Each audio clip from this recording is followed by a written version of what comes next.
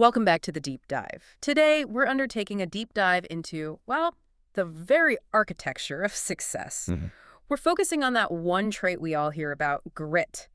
And we're pulling directly from Lou Gaddy's framework in his book, which really just lays out a blueprint for it. It's a great source, very Yeah. practical. It is. Okay, let's unpack this. When people talk about grit, it gets confusing. People think it's just toughness or willpower in a moment. Right. But the gold standard definition actually comes from Angela Duckworth, the psychologist at the University of Pennsylvania. And she defines it as passion and perseverance for very long-term goals. That phrase, very long term, that's the whole game right there. It's the key. It is. Grit isn't about, just powering through a tough Monday at work. It's about stamina. It's a marathon, not a sprint. Sticking with a future goal day in and day out for Yeah. years. Maybe even decades. It's that relentless tenacity. And here's the part that I think really underpins the whole science of grit, the part that's so fascinating. It's that Duckworth's research shows there is absolutely no correlation, none, between talent and grit. That changes everything, doesn't it? Yeah. Because we're so obsessed with talent. We are. But talent is, well, it's just not enough. You can call it tenacity, persistence, whatever you want. The science is clear. Nothing really matters without it. Ray Kruth, right, the guy who scaled McDonald's. He said something about this. He did. He said, persistence and determination alone are omnipotent. I mean, what a statement. Talent might give you a head start, sure, but persistence is what actually finishes the marathon. So if grit isn't something we're born with, then it has to be something we build, a muscle. Exactly. The framework we're digging into today treats it just like that, as something you develop through, a consistent diet and exercise across your life. I like that metaphor, because life isn't just one thing. No, it's multifaceted. Yeah. The focus you need to run a 10K is totally different from the focus you need to, say, manage a family budget. You need a whole toolbox, not just one hammer. Full carpenter's toolbox, yes, for different areas of life. Which is where it gets really interesting.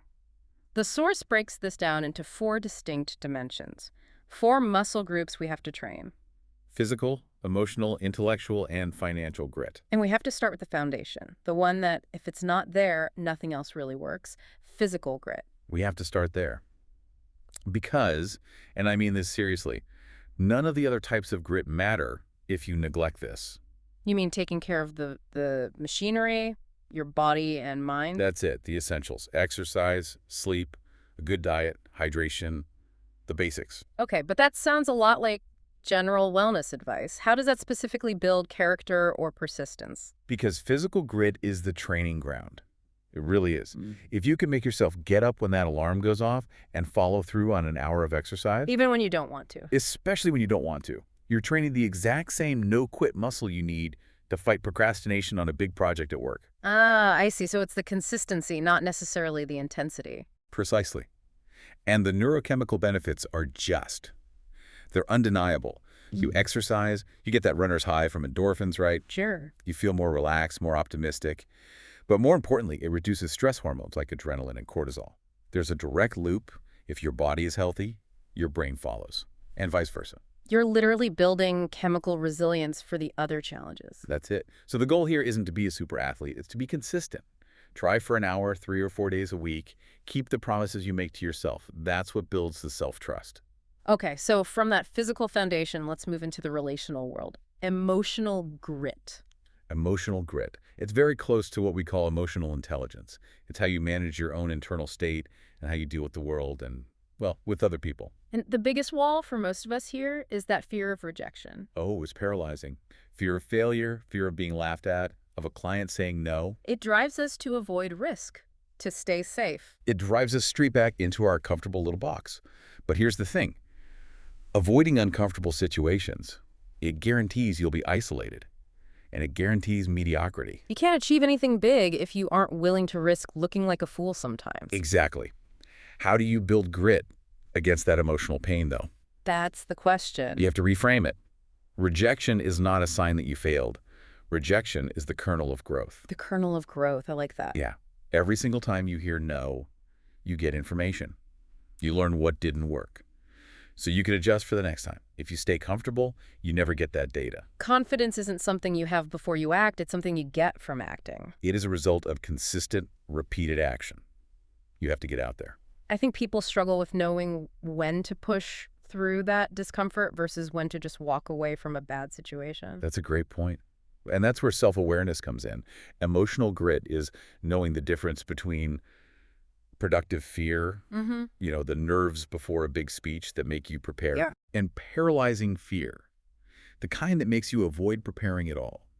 One leads to growth, the other to stagnation. And that leads us perfectly into the next one, which requires mastering those Yeah. feelings. Intellectual grit. This is a big one. It's the willingness to work hard mentally, to not give up just because something seems, too tough. It's so easy to do that. It is.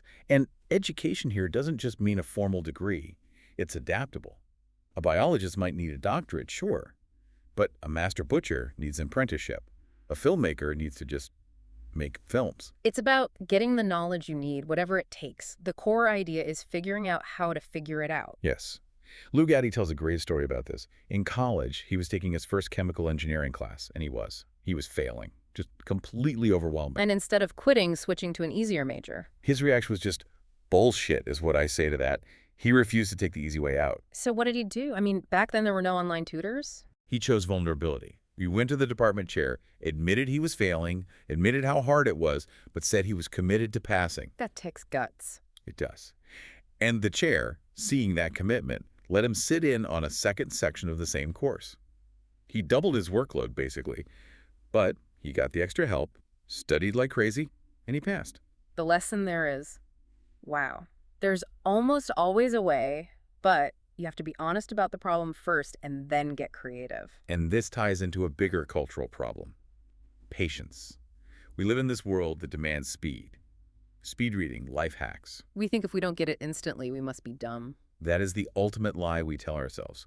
The truth is, it is perfectly okay to not get something the first time. Accepting you're a beginner isn't a sign of being an idiot. It's a sign you're smart enough to know the material is deep. But just admitting it's hard isn't enough. No, that's only half the battle. The other half is the perseverance. It's reading it again and again and again, and then finding someone to help you. We see these huge examples in history, too. Absolutely. Think about Frances Perkins. In 1933, she becomes the first woman in a presidential cabinet, Yes. FDR's Secretary of Labor. And her agenda it was massive. Minimum wage, child labor laws, the 40-hour work week, Social Security. Things that had no precedent in the U.S. at the time. She wasn't just pushing a policy. She had to invent the entire legal and administrative system for the modern American safety net. From scratch. That's the definition of intellectual grit. It is. She just had to figure out how to figure it out. And her background shows this. At Mount Holyoke, she was encouraged to study what she struggled with most. For her, it was science. So she got a degree in chemistry and physics. She deliberately ran toward the obstacle. That's fascinating. But let me ask you this, for people listening. How do you balance that deep study with actually doing something? Isn't there a risk of paralysis by analysis? That's the perfect counterpoint. You can't let a lack of expertise stop you from acting. Think about learning a language. You can sit in a room and memorize vocabulary lists forever. But if you're too scared to sound imperfect, you'll never actually talk to a native speaker. And you'll never become fluent. At some point, intellectual prep has to meet emotional courage. You have to jump in. If you want to speak Spanish, you got to go out and habla español. Even if you sound silly at first. And this is where mentors are so important. A great mentor shares their own stories of being a beginner, of failing. That vulnerability from an expert is so powerful. It gives you permission to be uncomfortable. Okay, let's pivot to the last piece of this architecture, financial grit. This is where patience really gets put to the test. It really is. Financial grit is all about the disciplined ability to delay gratification. And the enemy here, the real enemy, is impatience. The credit card trap. Exactly. The credit card company isn't evil, but their business model profits directly from a borrower's impatience. You could wait 6 months and save up for that new TV. Or you can have it now. And that now comes with a price tag called interest. Buying a want today, instead of waiting, costs you so much more in the long run. It's financial avoidance, not grit. So for anyone listening, the actionable advice is all about building that patience muscle. Absolutely. First, make a savings plan. Doesn't matter how small. Just open an account and set a weekly goal. The point is the habit. Studies show it's so much harder to learn that discipline later in life. Second, become financially literate. It's really shocking how many smart adults don't understand how investing or interest rates actually work. There are free resources like Khan Academy that are fantastic. And third, get a job. Seriously. Earning your own money is the best education in its true value. When it's your own earned money, you think a lot harder about spending it. And we should talk about how parents model this, especially with something huge like a college education. Yes, parents have to model assessing the return on investment, the ROI. It's a huge lapse in financial grit to obsess over saving a few dollars on gas, but then take on 6 figures of debt for a prestige school, without question. You have to resist the shiny objects, the fancy stadiums, the beautiful campuses. Those are emotional rewards, not educational necessities. Often, a state school gives you the best value and the highest ROI. True financial grit means making the rational choice over the comfortable, expensive one. So bringing all four of these together, physical, emotional, intellectual, and financial, what's the common thread? What does this all mean? At the end of the day, it all comes down to one thing: relentless honesty and self-awareness. We're back to vulnerability again. We are. True grit isn't about being some perfect, tough robot. It's about the power of owning your mistakes.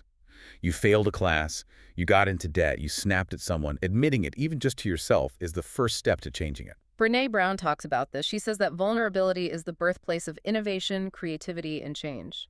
And it is. If you spend all your energy with your guard up, trying to look perfect, you can't adapt. You stifle all three of those things. All four types of grit merge into this one ability: to look at where you are honestly and commit to the slow, hard work of getting better. So as we wrap up this deep dive, here's a final thought for you to mull over. If you really embrace this idea that not getting something instantly is a sign of intelligence and that rejection is a sign of growth, how can you, today, actively choose to tackle the one subject or skill or maybe even that tough financial conversation that you currently fear the most? Don't just stay in the comfortable box. Go deliberately seek out your biggest obstacle.